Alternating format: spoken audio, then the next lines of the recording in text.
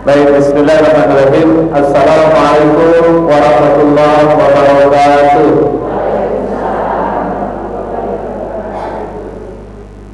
Innal hamdalillah nahmaduhu wa nasta'inuhu wa nastaghfiruh wa na'udzu billahi min shururi anfusina wa min sayyiati a'malina may yahdihillahu fala mudilla lahu wa may yudlil fala hadiya lahu. Asyhadu an la ilaha illallah wahdahu la syarika lahu wa asyhadu anna Muhammadan abduhu wa rasuluh. Allahumma salli ala Muhammad wa ali Muhammad kama sallaita ala Ibrahim wa ali Ibrahim wa barik ala Muhammad wa ali Muhammad kama barakta ala Ibrahim wa ali Ibrahim innaka Hamidum Majid. Fa ya ayyuhal ittaqullah كما قال الله تعالى في القرآن الكريم أعوذ بالله من الشيطان الرجيم بسم الله الرحمن الرحيم يا أيها الذين آمنوا اتقوا الله حق تقاته ولا تموتن إلا وأنتم مسلمون.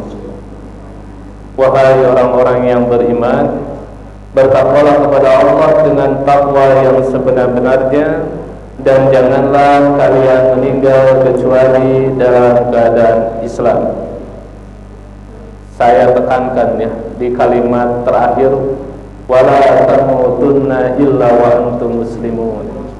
Janganlah kalian meninggal kecuali dalam keadaan Islam. Wa qala ta'ala ya ayyuhalladzina amanu la tuqaddimu baina yadayillahi wa rasulihi wattaqullaha innallaha samii'un 'aliim. Wahai orang-orang yang beriman, janganlah sekali-kali kalian mendahului Allah dan Rasulnya.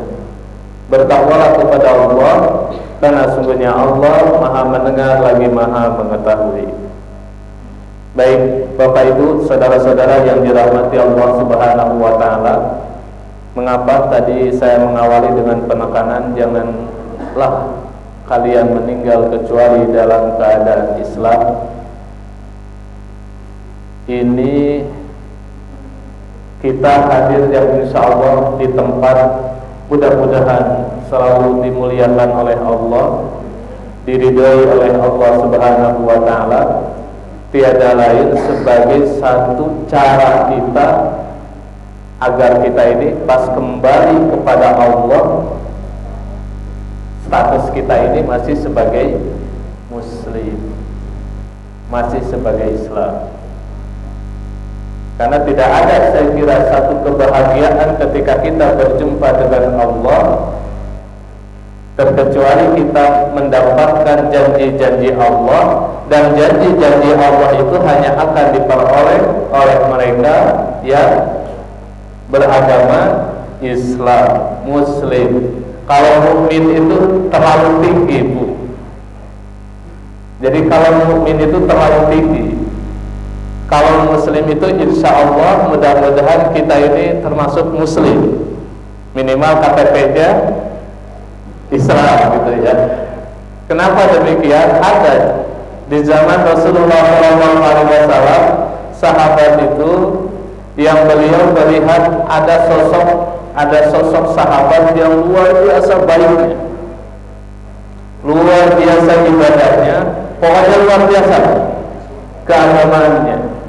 Maka sahabat-sahabat tersebut menyampaikan kepada Rasulullah SAW, ya Rasulullah, beliau adalah seorang mukmin.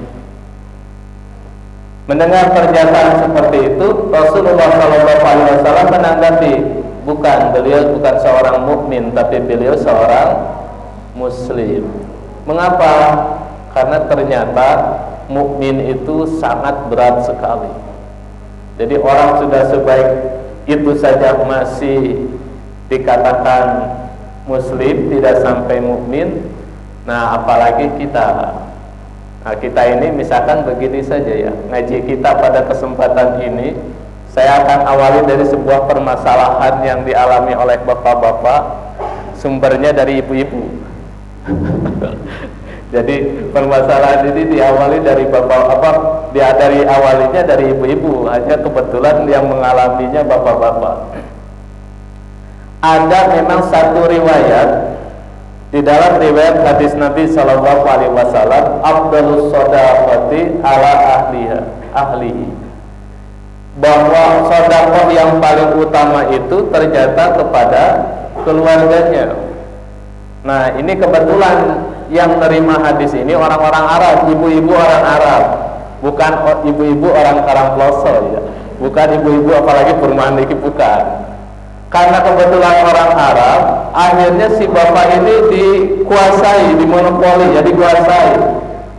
Pokoknya yang namanya sedekah itu yang utama kepada keluarga, istrinya, dan istrinya gak boleh kepada yang lain. Nah, bapak-bapaknya bingung. Apa memang seperti itu memahami hadis seperti itu? Saya yakin kalau ibu-ibu di sini tidak seperti ibu-ibu yang di Arab tadi, begitu. Mengapa? Karena ternyata ada orang yang memahami hadis itu dijadikan sebagai satu sarana ketika si suaminya itu ada kesempatan mau misalkan berbagi dengan orang lain, itu disalahkan oleh istrinya. Mengapa disalahkan oleh istrinya? Ya harus istrinya dulu sebelum dikasih orang, artinya ingin mencari kepuasan untuk dirinya sendiri, begitu. Nah, hal ini ibu-ibu hadirin yang dirahmati Allah Subhanahu wa taala, ternyata pernah di zaman Rasulullah SAW itu ada bapak-bapak yang curhat kepada Rasulullah SAW. Uangnya itu pas-pasan, kemudian dia hatinya tergerak ingin berbagi dengan orang lain. Akhirnya jawaban Rasulullah SAW, bagaimana? Kamu punya uang berapa? Oh, saya cuma punya uang 1 dirham. Kalau cuma 1 dirham, pakailah untuk dirimu sendiri, kata Rasulullah. Terus kalau nanti punya 1 dirham lagi, kasihkan untuk istrimu. Kalau punya 1 dirham lagi, kasihkan kepada anak-anakmu. Punya 1 dirham lagi, kasihkan kepada keluargamu. Sampai kumpul 10 dirham, dibagikan kepada yang lainnya. Nah, dasar ibu-ibu orang Arab ya. Jadi 10 dirham itu ingin dikuasai, jangan kepada yang lainnya, istrinya saja, begitu. Kenapa? Karena berdalil tadi, sedekah yang paling utama adalah kepada keluarganya, kepada istrinya. Nah, ternyata masyiral muslimin yang dirahmati Allah Subhanahu wa taala, apa terbukanya hati untuk berbagi itu perjuangan ternyata, Bu. Dan mudah. Coba ibu-ibu dikasih uang misalkan sama bapaknya berapa ya? Anggaplah dikasih uang 50.000. Apa 50.000 itu dikuasai sendiri? Bisa jadi kalau misalkan memahami hadis tadi, bapak kan penghasilnya cuma 50.000. Karena 50.000 sehari sudah, ini untuk saya juga bisa untuk yang lain. Ini kalau seperti ini, kapan kita mau beribadah berbagi dengan yang lain? Padahal barangkali kalau mampu menata uang seperti itu, kita bisa berbagi dengan orang lain. Satu, orang-orang yang mampu bersedekah kepada keluarganya, itu pun juga ibadah dan merupakan sedekah. Ketika seorang suami, misalkan seorang suami itu dia memberikan nafkah kepada keluarganya, niatkan karena sedekah, karena keterbatasan tadi, itu tetap dinilai sebagai sedekah. Apalagi nanti kalau misalkan mampu berbagi dengan yang lain. Karena kalau kita ngukur kepuasan diri, Bu, ini kita gak bakal pernah puas. Saya hak ya mendengar langsung cerita dari orang yang ya luar biasa. Beliau cerita nafkah suaminya mulai dari 500.000 per bulan sampai dengan 50 juta per bulan, gak ada bedanya katanya. Ibu-ibu kan belum merasakan barangkali ya, barangkali saya merasakannya hanya sekian, ada kok. Ini orang cerita 1 bulannya mulai dari 500.000 habis, Bu. 500.000 ya habis ya sebulan. Ternyata naik sampai 50 juta 1 bulan, habis ternyata kan gak tahu juga kemana itu uang. Bu, kalau dikasih nafkah 1 bulan 50 juta, kira-kira habis gak?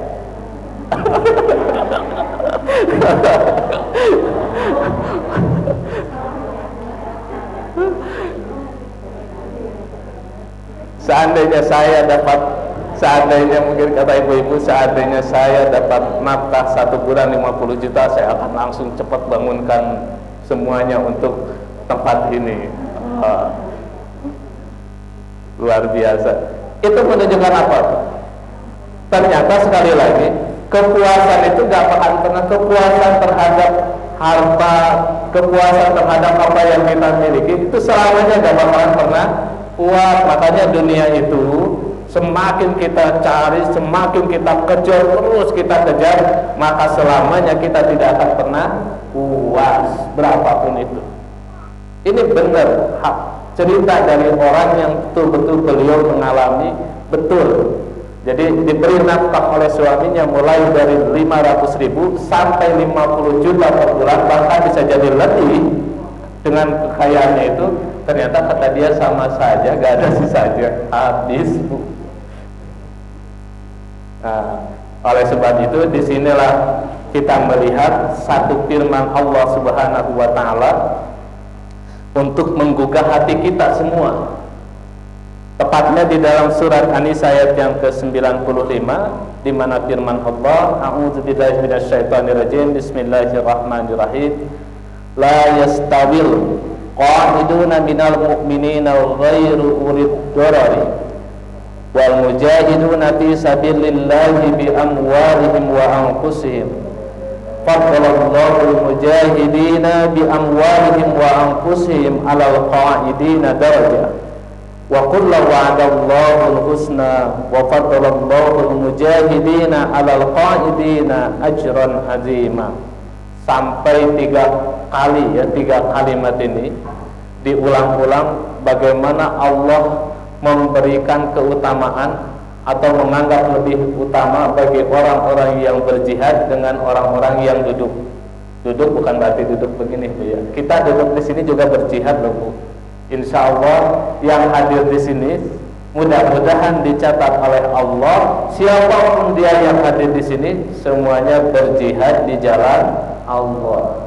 Tidak hanya sekedar yang memberi, yang menerima pun sama-sama berjihad di jalan Allah, karena nanti akan diberikan lagi kepada keluarga, insya Allah. Nah, kata Allah Subhanahu wa Ta'ala di dalam surat An-Nisa ayat 95 ini, tidaklah sama antara orang-orang yang duduk dari kalangan orang-orang yang beriman tanpa ada darurat, tanpa ada halangan, dengan orang-orang yang berjihad di jalan Allah dengan menggunakan harta mereka dan diri-diri mereka atau jiwa-jiwa mereka. Allah mengutamakan orang-orang yang berjihad dengan harta-harta mereka, kemudian juga dengan diri-diri mereka di atas orang-orang yang duduk dengan beberapa derajat. Lagi-lagi Allah menegaskan di dalam ayat ini, Allah mengutamakan orang-orang yang berjihad di jalan Allah di atas orang-orang yang duduk dengan pahala yang besar. Nah, ma'asyiral muslimin yang dirahmati Allah Subhanahu wa Ta'ala, di ayat 95 surat An-Nisa ini Allah menegaskan bahwa kita sebagai orang yang beriman, mukmin dalam arti kita beriman kepada Allah. Seorang yang beriman kepada Allah itu harus berjihad. Paling dasar memahami ayat ini biar kita mudah untuk menerapkan dalam kehidupan sehari-hari. Jihad bukan dalam arti harus bawa pedang, bawa senjata pergi ke medan pertempuran. Tidak harus seperti itu, Bu. Dan sekarang kita kan negaranya aman-aman saja ya. Jihadnya gimana? Jihad berpindah dari cara masak pakai minyak dengan cara tidak pakai minyak gitu. Itu pun perjuangan ternyata ya. Karena kenapa? Meringankan suami, meringankan kepala keluarga itu itu luar biasa jihad di jalan Allah Subhanahu wa taala. Jangan dikira itu pahala yang besar di hadapan Allah Subhanahu wa taala. Makanya dalam hal ini masyarakat muslimin yang dirahmati Allah Subhanahu wa taala, ketika Allah menyatakan berfirman, tidaklah sama orang-orang yang berjihad di jalan Allah dengan orang-orang yang duduk. Karena orang-orang yang berjihad di jalan Allah itu dengan harta dan jiwa mereka. Mengapa? Karena butuh pengorbanan intinya. Makanya oleh sebab itu, kenapa tadi saya mengawali ngaji kita dengan permasalahan tadi? Berbagi itu butuh pengorbanan, Bu.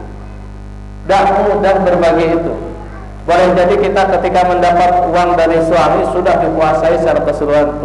Ini adalah yang paling utama, sedekah dari suami kepada istri. Sudah, nggak boleh kepada yang lain. Ingat, kalau misalkan begitu boleh seperti itu. Hanya dikatakan oleh Allah, ibu-ibu yang seperti itu, ibu-ibu yang duduk. Artinya apa? Tak tergerak hatinya mau berbagi dengan orang lain. Tak tergerak hatinya mau memperhatikan yang lain. Nah, seperti ini misalkan. Bangunan seperti kan ini butuh apa ya? Kerelaan hati kita, butuh kesiapan hati kita untuk mau berbagi dari sebagian rezeki kita. Mengapa? Ingat, Allah mengingatkan di dalam ayat-ayat Al-Quran. Misalkan di dalam surat Az-Zariyat ayat yang ke-19, A'udzubillahi minasyaitonirrajim, wa fi amwalihim haqqum ma'lum. Di antara harta-harta yang kalian miliki itu ada hak-hak yang sudah maklum, sudah diketahui. Hak orang lain yang memang harus dikeluarkan, berapapun itu. Bahkan kalau kita misalkan masyarakat muslimin yang dirahmati Allah Subhanahu wa taala, kita punya uang berapa nih? Oh, penghasilan kita hanya sekian. Kita tahu di dalam penghasilan kita ini ada hak orang lain yang boleh jadi orang lain itu gak berpenghasilan seperti kita. Berapapun itu penghasilan kita. Oh, penghasilannya cuma misalkan 1 juta 1 bulan misalkan ini. Wah, uang 1 juta cukup buat apa? Minyak saja sekarang berapa begitu ya, Bu? Minyak 1 liter saja sudah berapa? Masa makan cuma minyak aja begitu? Berarti kan belum yang lain-lainnya. Ternyata masyarakat muslimin yang dirahmati Allah Subhanahu wa taala, kita ini kan meminta kepada Allah. Coba Bu saya, ibu-ibu itu minta rezeki pada Allah itu rezeki yang banyak atau rezeki yang barokah? Barokah. Berarti gak usah banyak-banyak, Pak, kalau ngasih. Mintanya yang barokah. Banyak tapi barokah, kalau itu bagus lagi. Jadi minta rezeki itu yang barokah betul. Kalau barokah itu kalau dalam pepatah orang Sunda, saya ini orang Sunda ya. Jadi kalau pepatah orang Sunda bilangnya barokah itu saeutik mahi lobanya sedikit cukup. Kalau misalkan banyak ada sisa. Nah, sisa ini untuk apa? Sisa ini untuk apa? Apakah untuk yang lain-lain, hanya untuk memuaskan diri sendiri, ataukah mau berbagi dengan orang lain? Itu tinggal pilihan. Kalau kita tergerak oleh ayat 95 surat An-Nisa tadi, pasti kita ini akan tergerak hati kita, terbuka hati kita untuk berbagi dengan orang lain. Nah, sekali lagi yang tak tergerak itu perempuan-perempuan Arab jahiliyah ya. Kalau di sini insya Allah semuanya tergerak, karena tadi pun minta rezeki pada Allah itu yang barokah. Silakan kita ketika kita misalkan mau bersedekah kepada siapapun itu, ini kan kok sedekah dinampakkan seperti ini di foto dan lain sebagainya, boleh tidak? Boleh. Sembunyi-sembunyi juga boleh. Bukan kata saya itu. Ini kata Allah Subhanahu wa taala. Di mana firman Allah Subhanahu wa taala di dalam surat Al-Baqarah ya. Di dalam surat Al-Baqarah ayat 271. Ya. Silakan yang mau nyatat di surat Al-Baqarah ayat 271. in tubdus shadaqat fa ni'ma hiya wa in tukhfuha wa tu'tuhal fuqara fa huwa khairul lakum wa yukaffiru ankum min sayyi'atikum wallahu bima ta'maluna khabir. Kata Allah Subhanahu wa taala di dalam ayat ini, jika kalian itu mau menampakkan sedekahmu, menunjukkan sedekahmu, boleh, kata Allah Subhanahu wa taala, silakan. Bahkan dikatakan fani'imah, itu nikmat seperti itu. Tapi kalau sekiranya mau menyembunyikan dan memberikan sedekah itu kepada fakir miskin secara sembunyi-sembunyi, tidak dinampakkan begitu, maka itu lebih baik lagi bagi kalian. Baik yang dinampakkan maupun yang disembunyikan, intinya kan tidak boleh riya. Tidak boleh riya. Jangan-jangan yang disembunyi-sembunyikan juga tetap riya. Saya sedekah selalu sembunyi-sembunyikan, tapi diomongin sama orang lain begitu. Sama saja kalau begitu. Itu namanya riya atau sum'ah. Rahasia umum apalagi begitu. Jadi terus bagaimana? Sedekah silakan, mau dinampakkan, bahkan misalkan seandainya ini Bapak Tamir, Pak Husamah ini, saya mau nyumbang masjid sekian, tapi tolong nanti diumumin ya pas waktu ceramah tarawih misalkan. Boleh. Sumbangan dari Ibu A sebesar Rp2.000. Boleh gitu. Boleh, silakan saja. Namanya juga itu dinampakkan. Oh, tak kira berapa begitu ya, ternyata segitu. Jadi masyaallah muslimin yang dirahmati Allah Subhanahu wa taala, Allah mendorong kepada kita semua untuk mau berbagi. Makanya kan ketika seseorang itu bersedekah, ketika kita ini mengeluarkan harta di jalan Allah Subhanahu wa taala, maka jangan takut harta kita ini berkurang, Bu. Oh, tapi hakikatnya berkurang, misalkan begitu. Iya, menurut hitung-hitungan kita ini berkurang. Tapi nanti kalau menurut ayat Al-Qur'an, ketika kita ini mengeluarkan di jalan Allah Subhanahu wa taala, jangan takut. Seperti di dalam surat Al-Hadid ayat yang ke-18. Innal musaddiqina wal musaddiqat wa aqridullaha qardan hasana yudha'afu lahum wa lahum ajrun karim. Jadi siapapun mereka, kaum laki-laki yang bersedekah, ibu-ibu yang bersedekah, perempuan-perempuan yang bersedekah, maka ketika mereka itu bersedekah, hakikatnya lagi memberikan pinjaman kepada Allah. Memberikan pinjaman itu dalam arti mengeluarkan di jalan Allah Subhanahu wa taala. Dan biasanya kalau pinjaman kira-kira kembali lagi enggak, Bu? Kembali lagi enggak? Kalau minjam itu tanggal saya tak kembali. Ini di jalan Allah. Kalau di jalan Allah itu pasti, janji Allah itu pasti. Ketika kita mengeluarkan berapapun itu di jalan Allah Subhanahu wa taala, pasti akan kembali. Itu sudah janji Allah. Bahkan Allah menjanjikan yudha'afu lahum, akan berlipat ganda, dilipat gandakan. Dan ditambah lagi walahum ajrun karim, bagi mereka akan mendapatkan pahala yang mulia dari sisi Allah Subhanahu wa taala. Makanya jangan takut mengeluarkan berapapun itu. Makanya sampai ada hadis Nabi SAW, walaupun hadis ini sebenarnya setelah saya sedikit belajar untuk mengoreksi hadis, sedikit bermasalah. Jadi siapa di waktu pagi, kalau kita ini waktu pagi mengeluarkan sedekah, infak, maka kan ada malaikat yang mendoakan, ya Allah, mudah-mudahan Allah menggantinya. Tapi kalau kita ini tidak mengeluarkan infak, maka apa? Allah atau malaikat berdoa juga, mudah-mudahan Allah menghancurkannya. Ternyata ada. Tapi itu sebenarnya menjadi dorongan bagi kita semua.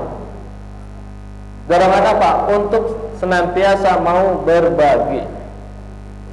Saya kalau ngaji sama ibu-ibu di kampung, Bu, di daerah Jetak sana, saya sering ingatkan, cobalah kalau pas mau masak itu, ibu-ibu masak beras kan ya, Bu? Makannya beras, Bu?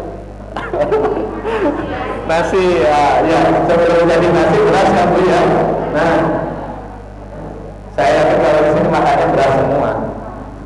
Jadi kalaupun sudah makan ini itu dan lain sebagainya, kalau belum makan nasi, sudah makan belum? Belum kan? Ternyata diajarin apa? Kita belajar sebelum si beras itu dicuci, keluarkan hanya 1 sendok saja, taruh di aqua. 1 sendok taruh di aqua ya. Oh, mohon maaf ya, di botol atau apapun itulah pokoknya. Taruhlah di tempat itu. Lambat laun 1 bulan ternyata banyak. Ketika banyak dibawa dikumpulkan menjadi banyak.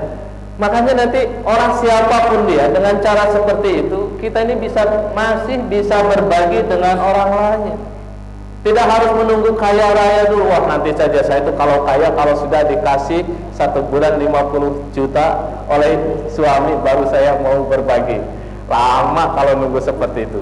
Iya, kalau suaminya sampai penghasilan seperti itu. Kalau tidak, selama-lamanya tidak bisa berbagi. Ternyata dengan cara-cara ngatur seperti itu, Masya Allah, itulah cara kita agar mengundang keberkahan dari Allah Subhanahu wa Ta'ala. Gak banyak, Bu, diambil 1 sendok, hanya 1 sendok aja, gak usah banyak-banyak. Nanti kalau diambil 1 kaleng, waduh, gak ada untuk pengajar lainnya. 1 sendok saja. Mudah-mudahan dengan cara begitu Allah memberikan keberkahan. Bagaimana keberkahan itu? Allah mengganti tidak hanya dalam berupa uang saja atau materi saja. Boleh jadi nanti anak-anaknya lah yang akan menjadi orang-orang yang mengangkat harkat martabat derajat keluarganya. Boleh jadi Allah mengganti dengan kesehatan yang luar biasa kepada diri kita, hanya gara-gara kita ini mengeluarkan sedikit itu yang kita miliki. Hanya sedikit saja. Apalagi kalau mau banyak, kalau mampu. Kalau tidak mampu ya caranya ngatur hidup itu. Kalau tidak ngatur ya gak bisa kita ini. Kan begitu yang diajar, makanya kan ngatur. Ngatur ini yang tadi, ngatur itulah satu perjuangan jihad di jalan Allah Subhanahu wa Ta'ala. Itu juga jangan sampai hitung-hitungan, Bu. Kalau kita bersedekah, ngasih orang jangan hitung-hitungan. Ini sudah janji Allah. Setiap kita berinfak itu bagaimana, Bu, gantinya?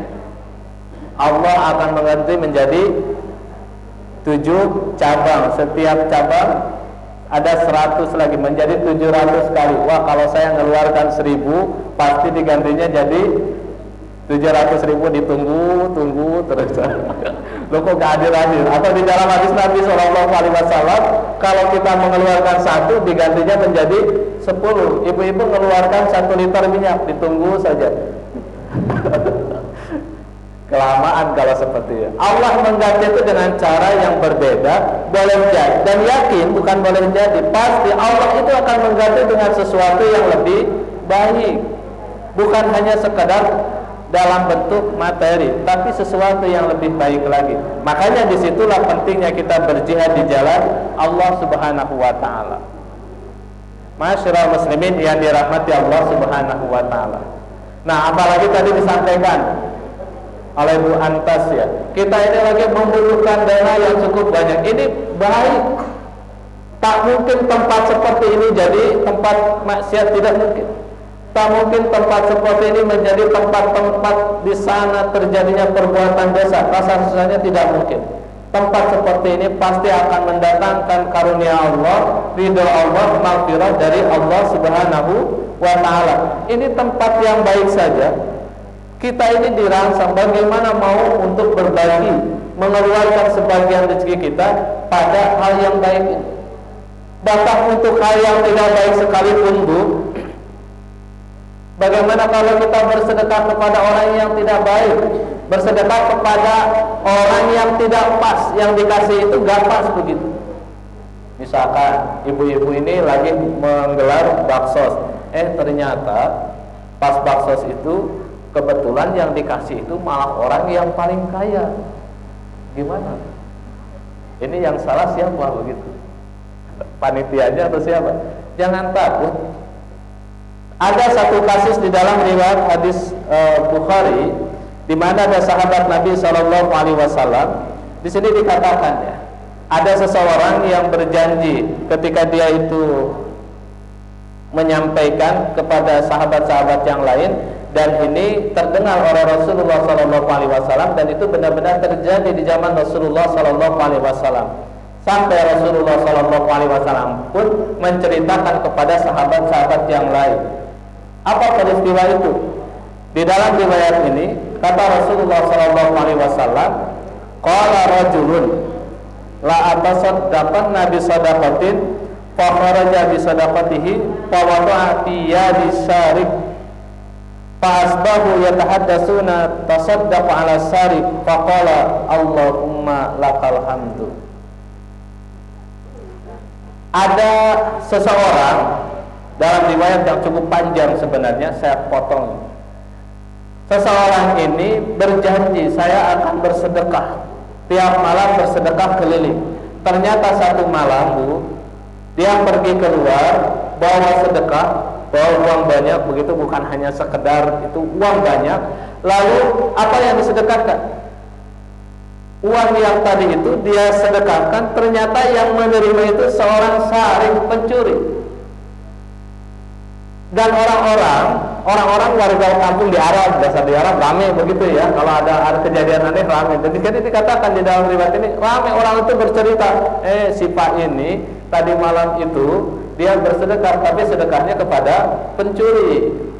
Tapi jawaban si laki-laki itu apa? Dia berdoa, Allahumma lakal hamdu, ya Allah segala puji bagi Engkau, la atasaddaqana, saya akan bersedekah lagi. Jadi sudahlah, biarkan saja itu bersedekah kepada seorang pencuri. Bayangin, ini pencuri, seorang pencuri diberi sedekah. Akhirnya malam kedua dia keluar lagi. Nah, apa yang terjadi? Pas dia keliling-keliling, ketemulah dengan seorang perempuan. Nah, apa yang dia lakukan? Lagi-lagi dia berikanlah sedekah itu kepada perempuan. Geger lagi di kampung tersebut. Si bapak ini ternyata sedekah kepada seorang pezina. Kalau di sini mungkin wanita tunasusila ya Bu ya. Jadi kebetulan diberi sedekah.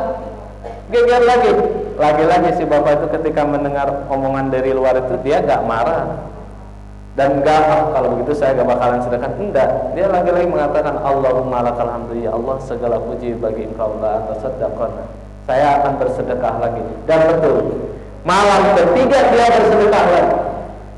Dan hebatnya lagi, ketemulah dengan seseorang itu sepertinya miskin begitu, diberilah sedekah itu. Ternyata dia orang paling kaya yang diberi itu.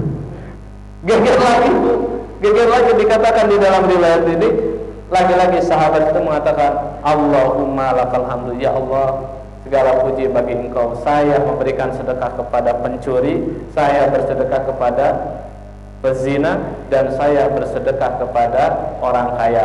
Kira-kira ada manfaatnya enggak, Bu? Ada enggak manfaatnya? Apa manfaatnya? Ternyata kata Rasulullah SAW di dalam riwayat itu, beliau diberikan mimpi yang baik. Mimpi yang baik dalam arti ketika dia bersedekah kepada pencuri, itu kata Allah, itu cara kamu menjadikan orang tadi gak jadi nyuri. Pencuri itu tadinya mau nyuri, tapi gara-gara diberi oleh orang tadi gak jadi nyuri. Sudahlah, malam ini gak jadi nyuri karena sudah dapat rezeki gratis begitu, gak capek-capek. Baik. Lalu yang kedua, kenapa dikasihkan kepada pezina?